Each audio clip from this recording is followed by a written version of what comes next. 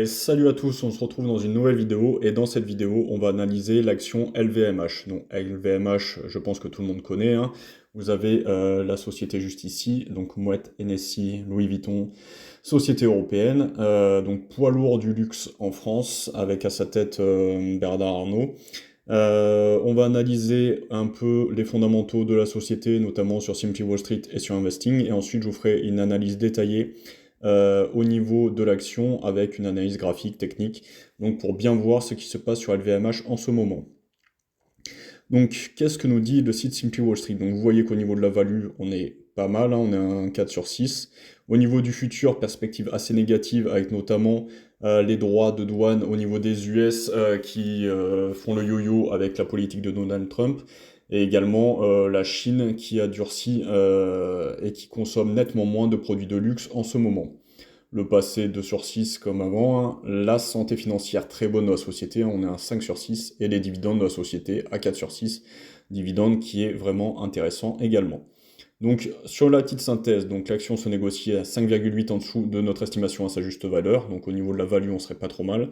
Les bénéfices devraient augmenter de presque 10% par année, et les analystes s'accordent à dire que le cours de l'action augmentera de 23,1%. Donc on va aller voir directement comment la société fait rentrer de l'argent dans les caisses. Donc vous avez le découpage de la société LVMH, donc comment elle gagne de l'argent. Donc vous voyez que pour 41 milliards d'euros, vous avez la mode et la maroquinerie, qui est le plus important. La distribution sélective pour 18,26 milliards d'euros. Les montres et bijoux donc pour 10,58 milliards d'euros. Les parfums et cosmétiques pour 8,42 milliards d'euros.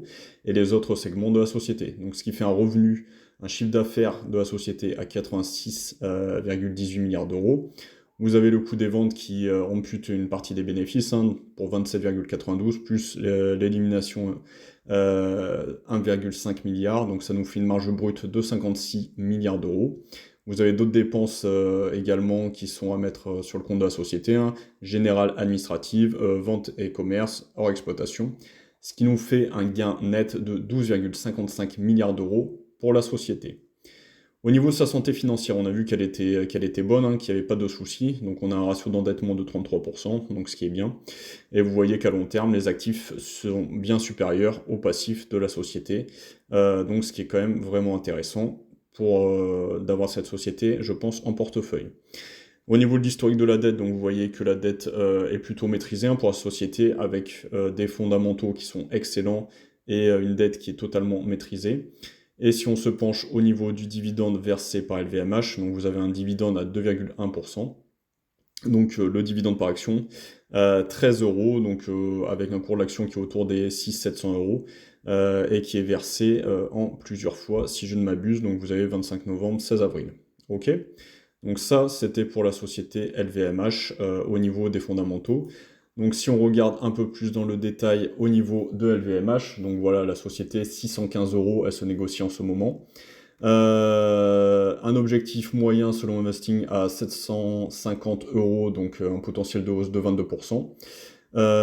Au niveau du BPA, c'est énorme, hein, 25, et vous avez un chiffre d'affaires, comme on l'a vu, assez monumental. Donc LVMH, si on veut détailler un peu, donc vous avez 6 secteurs, donc vin et spiritueux, la mode, la maroquinerie, parfums et cosmétiques, montres et joaillerie, distribution sélective et autres. Donc vous voyez que la société possède pas mal de marques, hein, donc des marques de champagne notamment, la mode avec Louis Vuitton, Christian Dior, Givenchy, donc que des marques de luxe, des parfums cosmétiques, donc parfums Christian Dior, Givenchy, Guerlain, pareil, toujours axé dans le secteur du luxe. Montres et joaillerie, donc des marques de montres qui sont vraiment de luxe également, on reste dans le secteur du luxe. Et vous avez ensuite l'habillement, etc. Donc nous, ce qui va nous intéresser, c'est notamment de voir que le PER comparé au secteur est quand même 2 fois plus élevé. Donc il y a une raison à cela, c'est que la société quand même surperforme pas mal d'entreprises du luxe.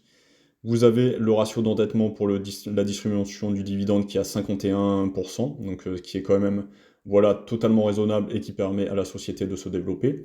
Et on arrive sur ce qui nous intéresse, le compte de résultat au niveau de LVMH. Donc vous voyez qu'il y a une belle augmentation, hein, assez flagrante en 7-8 ans, hein. On est passé en 2017 de 42 milliards d'euros de chiffre d'affaires avec un résultat net à 5 milliards. Et on arrive en 2024 à 84,68 milliards pour un résultat net du groupe de 12,5 milliards. On voit cependant qu'il y a eu le pic en 2023 et que depuis 2024, on a une petite dégringolade, maîtrisée, hein, tout est relatif, comprenez moins bien, mais quand même une baisse du chiffre d'affaires au niveau de LVMH. Donc vous voyez que le résultat net depuis 2023, eh ben, il a une tendance quand même à la baisse, ce qui explique, vu le contexte mondial et également le fait que voilà, la Chine bloque au niveau du luxe, que les États-Unis augmentent leurs droits de douane. Un contexte pas facile, ce qui explique une baisse du résultat net et du coup une chute du cours de l'action. Donc je voulais vous montrer quand même deux petites miniatures de la société pour vous montrer que c'est quand même un poids lourd et qu'il est intéressant, je pense, à long terme d'investir dessus. Donc vous avez The World Biggest Fashion Company, donc les plus grosses compagnies au niveau de l'habillement, de fashion company, donc tout ce qui est marque de vêtements et de luxe. Hein. Et vous voyez que LVMH, c'est la plus grosse, hein, qui est vraiment en pole position, et vous voyez que ça inclut, comme on l'a dit, Louis Vuitton, Tiffany & Co, Givenchy, Birkenstock, donc vraiment des marques qui sont reconnues et qui sont vraiment développées au niveau mondial. Deuxième slide, hein. Donc The Most Valuable Companies en Europe. Donc là, en Europe, nous, au niveau de la France, c'est LVMH qui tient la tête de notre pays. Hein. Vraiment une entreprise, un poids lourd, un mastodonte. Donc vous voyez que vous avez Novo Nordisk pour le Danemark, ASML pour les Pays-Bas, etc., etc., Ferrari en Italie.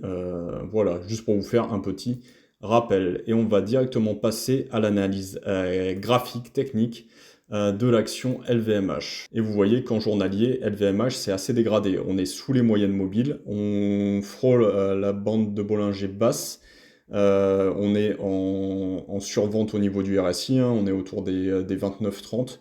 Donc on aura certainement un rebond sur l'action à court terme. Mais vous voyez une tendance assez dégradée, pardon. Donc si on s'éloigne un peu, vous voyez qu'on peut tracer des obliques et des obliques plongeantes qui sont devenues des résistances. On a également cassé ce support ici, on a cassé ce deuxième support ici. Là, on flirte avec un troisième support aux alentours des 592 euros. 582 euros. Donc une tendance qui est baissière sur le court terme pour l'action LVMH. Cependant, si on se place d'un point de vue plus long terme, vous allez voir la hausse qu'a connue LVMH sur ces dernières années. C'est assez monstrueux. Donc LVMH, il y a eu un plateau assez impressionnant entre les années 2000 et les années, on va dire, 2010, où elle a stagné autour des 20 euros. Donc ça a duré pendant une dizaine d'années. Ensuite, vous avez eu, quand ça s'est échappé en 2010, un autre plateau un peu plus, on va dire, ascendant. Donc on est passé de 20 à 115 euros. Et en 2016, on a vraiment eu l'explosion. Si on se positionne en 2016, vous voyez que l'action, elle a pris 673% en 9 ans. Donc vraiment une action qui a littéralement explosé sur le long terme et qui verse, je vous le rappelle, de généreux dividendes en plus.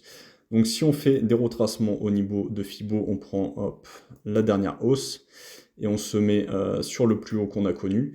Donc vous voyez que ça nous dessine des choses qui sont pas mal. Hein. On voit que pas mal de supports se trouvent au niveau des 38% de Fibo. Donc là concrètement, ça nous donne quelque chose, un support à ce niveau.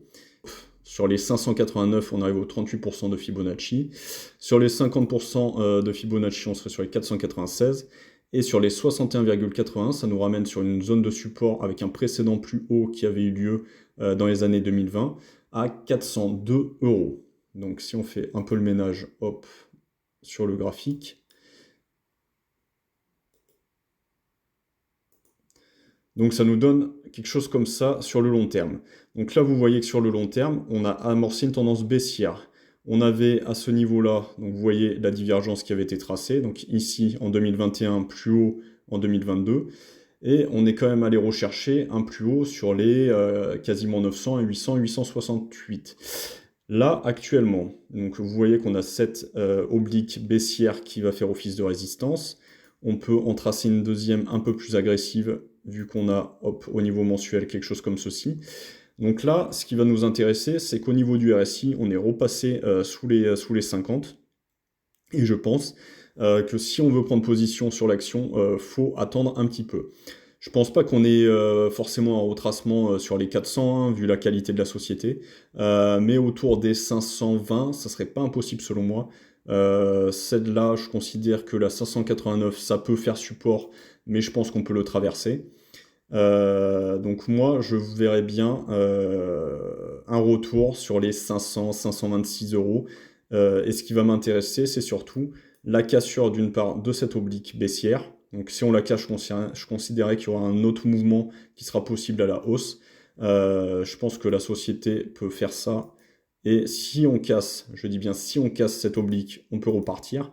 En revanche, si on ne casse pas l'oblique et qu'on rechute, je pense qu'on peut aller chercher les 400, 402, ça serait vraiment aller chercher bas. Je suis pas sûr que ça arrive, mais c'est pas impossible. Je vais vraiment me baser sur cette résistance oblique et également sur la divergence RSI qui avait été conçue. Et je pense que si on la casse également, ça nous donnera un signal acheteur pour aller rechercher des plus hauts sur LVMH, mais ça va demander de la consolidation, voilà, de faire un peu de zigzag et également de voir avec le contexte géopolitique, et notamment la Chine et les États-Unis, qui sont vraiment des gros consommateurs et qui font rentrer de l'argent dans les caisses d'LVMH, voir comment ça se profile au niveau des droits de douane et de la reprise économique au niveau de la Chine. Donc si j'avais un résumé à faire sur la vidéo, très belle société, LVMH, il n'y a pas de souci, c'est vraiment un petit bijou cette société. Cependant, on est sur des gros niveaux de valorisation. On est également sous des moyennes mobiles, donc on est ici hein, sur les 600. On est sous des moyennes mobiles. Les moyennes mobiles, elles commencent à se retourner et potentiellement vont se croiser. Donc voilà, je considère que autour des 520, ça commence à être très bon pour prendre une première position sur LVMH. On peut également tracer, comme je vous l'ai dit, un support.